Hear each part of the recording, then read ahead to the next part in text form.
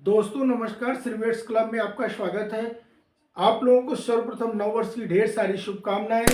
Video शुरू करने से पहले आप लोगों को तहे दिल से शुक्रिया, बहुत बहुत धन्यवाद। आप लोगों के सहयोग से आपके अपने चैनल श्रीवेट्स क्लब के 1 के सब्सक्राइबर आज पूरे हो गए हैं। इसके लिए आप लोगों को बहुत बहुत धन्यवाद। इसके पहले कि हम वीडियो शुरू करें, उससे पहले यदि आप चैनल पर नए हैं तो वीडियो को लाइक, शेयर और सब्सक्राइब करना न भूलें। आइए वीडियो शुरू करते हैं। आज हम बात करने जा रहे हैं एक कॉमन समस्या जो अक्सर इस समय ठंड के मौसम में फील्ड में देखने को मिल रही है, लो टेम्परेचर की। अक्सर पशु का टेम्परेचर 100 के नीचे, जैसे 97, 96, 98, 99 तक मिल रहा है, 100 के नीचे ही रह रहा है, 100 तक आ रहा है और पशु चारा कम खा रहा है, सुस्त है।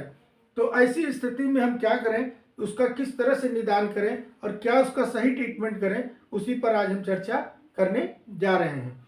तो सबसे पहले देखिए, टेम्परेचर लो है, वो क्यों उसका टेम्परेचर लो है, सबसे पहले इस पर फोकस करना होगा, देखना होगा। अक्सर लोग पूरी डायग्नोसिस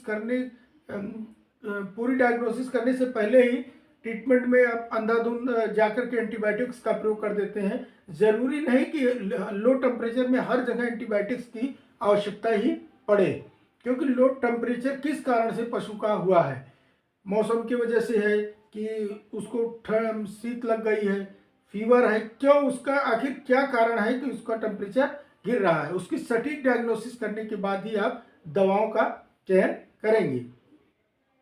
वैसे लो टेम्परेचर में ज़्यादातर एंटीबायोटिक्स का प्रयोग बहुत ही सूझबूझ के साथ करना चाहिए, जिसमें यदि आपको लगता है कि एंटीबायोटिक्स की आवश्यकता है।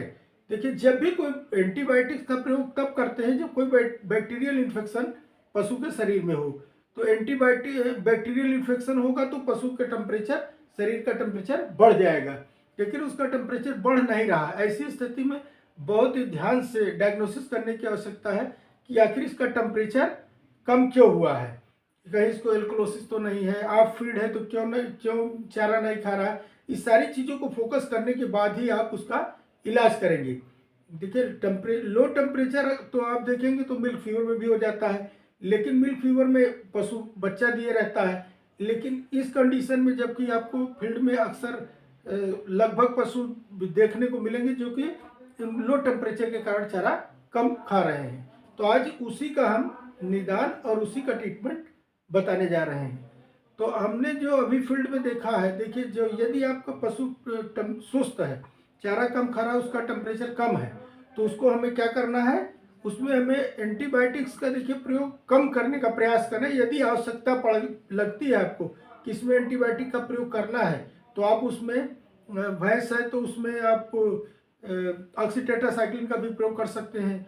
एंटीबायोटिक में एनोफ्लॉक्सासिन का प्रयोग कर सकते हैं। एंटीबायोटिक में आप बाइनोसिन का भी प्रयोग कर सकते हैं। उसके बॉडी वेट के अकॉर्डिंग आपको दवाओं का चयन, एंटीबायोटिक्स का चयन करना है। इसके बाद आप इसमें एनाल्जेसिक के रूप में आप मेलाक्सीप्लेन, जो मेलाक्सीकेम प्लेन आता है, उसका प्रयोग करें। 10 से 15 ml सफिशिएंट है पशु के लिए, बड़े पशु के लिए। तो एनाल्जेसिक में आपको मेलाक्सीकेम प्लेन का प्रयोग करना है। एंटीबायोटिक में आप अपनी चॉइस के हिसाब से, आवश्यकता के हिसाब से आप उसमें एनोफ्लॉक्सासिन का भी प्रयोग कर सकते हैं, बाइनोसिन का भी प्रयोग कर सकते हैं, ऑक्सीटेट्रासाइक्लिन का भी प्रयोग कर सकते हैं। और उसके साथ आप उसमें एक इंजेक्शन जो इस समय बहुत ही बेहतरीन रिजल्ट देगा आपको लो टेम्परेचर में, खास करके ठंडियों के मौसम में, वह है इंटास कंपनी का। आप देखेंगे तो इंटाकाल IM इंजेक्शन आता है, जिसको आप 10 से 15 ml इंट्रामस्कुलर देंगे तो आपको बेहतर परिणाम देखने को मिलेंगे। उसके साथ ही आप इसमें जेल का भी प्रयोग कर सकते हैं, जैसे कि कैल्सिमस जेल है, माइक्रोकाल जेल है। तो जितने भी अच्छी कंपनी जितने भी जेल हैं, उनका भी प्रयोग आप इस लो टेम्परेचर के केस में कर सकते हैं। या आपका पशु निगेटिव एनर्जी बैलेंस में चला गया है, काफ़ी ज़्यादा वीक है और स्थिति उसकी लगभग आ गई है कि वो बैठने की स्थिति में आ गया है, तब उसमें आपको एमिनोरिच कंपनी का प्रोडक्ट आता है, एक 300 ml का ईजी जेट 300 ml, आप उसमें सिंगल शाट है, दे देंगे तो उसमें भी बहुत ही नेगेटिव एनर्जी बैलेंस में बहुत ही बेहतर रिजल्ट देखने को मिलता है। लेकिन स्थिति ज़्यादा गंभीर दिख रही है तब आप उसमें क्योरवेट कंपनी का नेक पार्ट का पाउडर का भी प्रयोग आप 1 पैकेट 60 ग्राम का एक पैकेट आता है, एक पैकेट आप सुबह, एक पैकेट शाम का 3 दिन तक आप प्रयोग कराएं।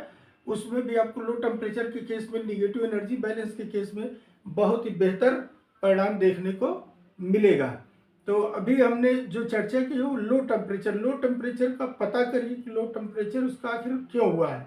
अगर आप सही निदान कर लेंगे कि किस कारण से उसका टेम्परेचर लो हुआ है तो उसी के अकॉर्डिंग आप उसकी दवाओं का चयन करेंगे और वही उसी दवाओं का प्रयोग करेंगे। वैसे जनरल में जो हमने आपको बताया है कि ये टेम्परेचर लो है और पशु खा नहीं रहा है, चारा नहीं खा रहा है और सुस्त है, तो उसमें आपको जो जनरल में दवाओं का प्रयोग करना है उसमें मेलाक्सिकेम प्लेन का प्रयोग करना है। और एंटीबायोटिक्स में आपको हमने पहले ही बता दिया है कि ऑक्सीटेट्रासाइक्लिन, इनोफ्लॉक्सासिन, अबाइनोसिन, इंटासेफ, ये इन सब का प्रयोग आप कर सकते हैं, लेकिन आवश्यकता के अनुसार ही प्रयोग करें, बहुत सूझबूझ के साथ प्रयोग करें। यदि आवश्यकता लगती है कि एंटीबायोटिक्स की आवश्यकता है तभी एंटीबायोटिक्स का प्रयोग करें, अन्यथा एंटीबायोटिक्स का प्रयोग न करें।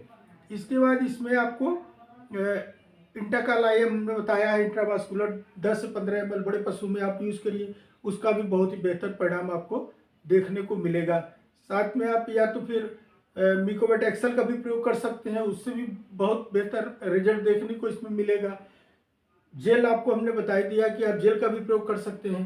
तो इस तरह से सही निदान करके सही डायग्नोसिस के बाद जब आप ट्रीटमेंट देते हैं तो आप पशु बहुत ही जल्दी स्वस्थ होता है और आपको भी काफ़ी अच्छा महसूस होता है यदि आपके इलाज से पशु स्वस्थ हो गया है। तो आशा करते हैं कि दी गई जानकारी आपको अच्छी लगी होगी। मिलते हैं किसी अगली वीडियो में किसी नई जानकारी के साथ, तब तक के लिए धन्यवाद।